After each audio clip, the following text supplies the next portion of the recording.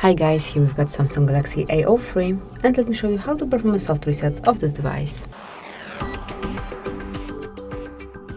So basically all you have to do is tap on power button along with the volume down button, hold them together, keep holding,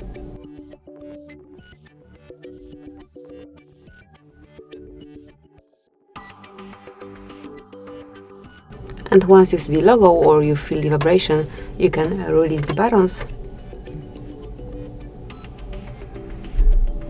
and wait till your phone is rebooted.